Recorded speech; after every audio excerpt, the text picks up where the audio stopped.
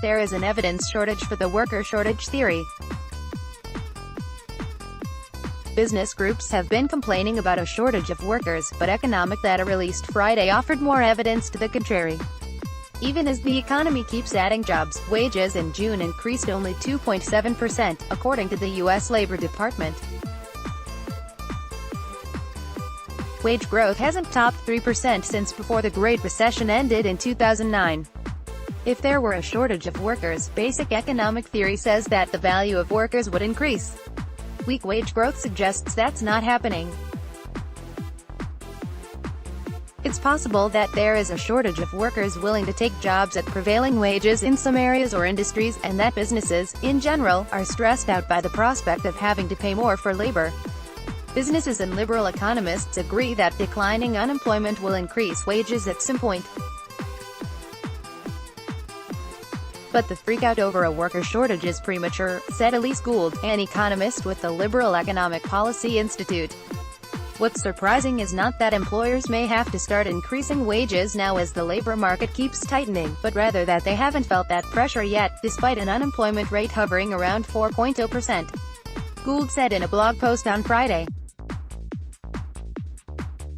Though low unemployment is the ostensible reason for the shortage today, businesses always complain about not being able to find enough workers, even in 2009, when the national unemployment rate reached 10%.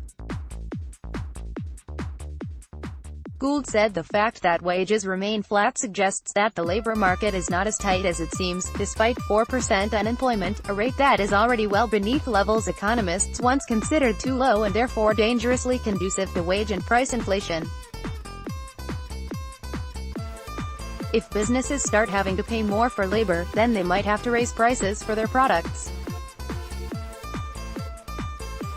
The employment-to-population ratio for prime-age workers is still below its pre-recession peak, Gould noted. Economists say unemployed people who didn't actively search for jobs in the past month aren't participating in the labor force, and therefore don't count as unemployed.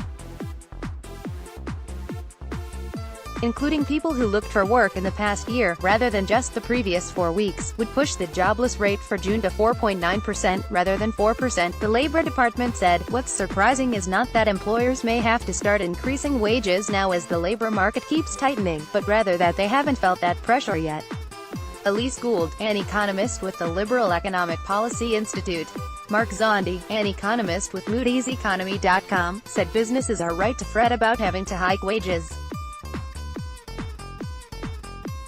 He said wage growth for new entrants to the labor force, who comprise less than 10% of all workers, has already doubled from a year ago, according to private payroll data.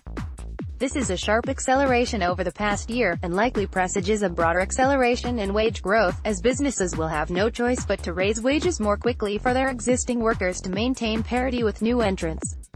Zandi said in an email.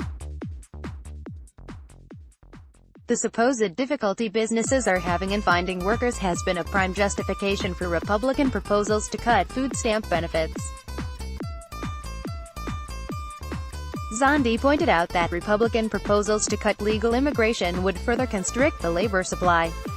Businesses should be able to afford higher wages, according to Dean Baker, an economist with the Liberal Center for Economic and Policy Research.